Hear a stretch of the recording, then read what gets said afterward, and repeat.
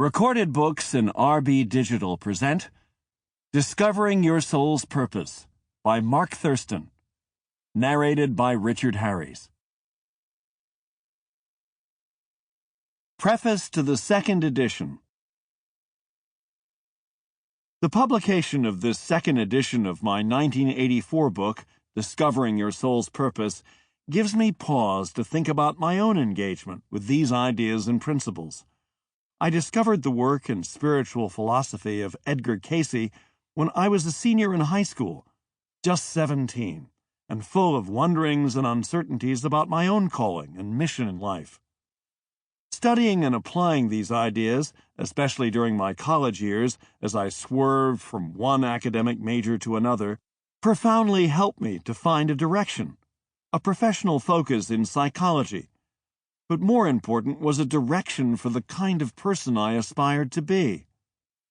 Even in this period of my emerging adulthood 45 years ago, I had already started to appreciate that discovering your soul's purpose is more about being than doing.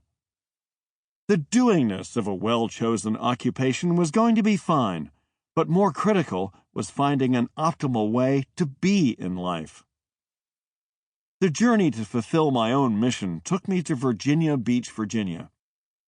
I was given extraordinary opportunities for learning and service as I worked for more than 3 decades at the very organization that Edgar Cayce had founded in 1931.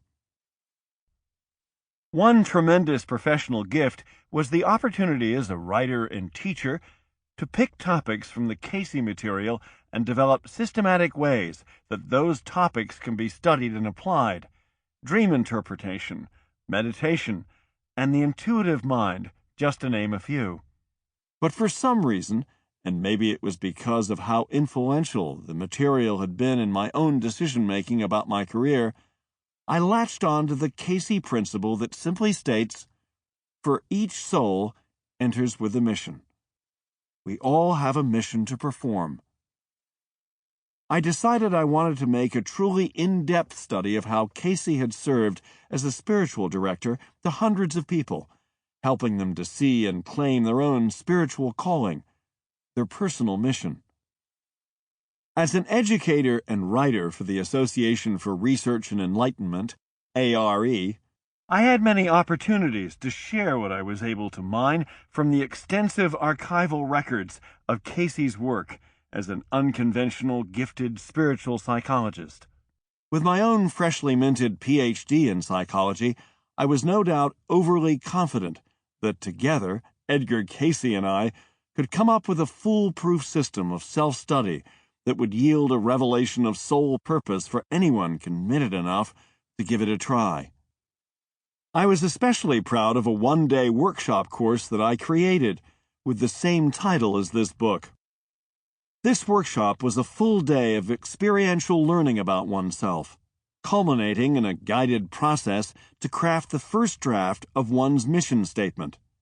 ARE conferences sent me to at least 40 different cities in the late 1970s and early 1980s to offer the workshop, which probably averaged 100 people per event.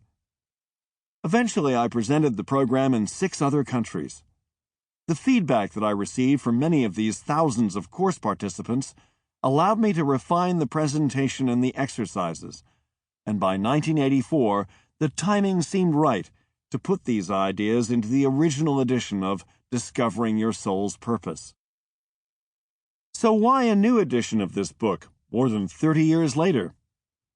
One reason is that there is a growing interest in this theme.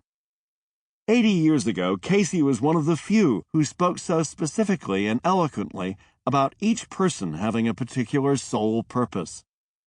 Admittedly, there had been a long tradition, especially within Protestant Christianity, which was Cayce's own roots, that everyone could find in his or her occupational work a means to glorify God. In other words, a calling was not reserved for those whose vocation was in the church or a religious order. You could be a farmer, or a teacher, or a business owner, and fulfill your calling if you pursued that career with the intention to serve the greater good and glorify the Creator. However, Sample complete. Ready to continue?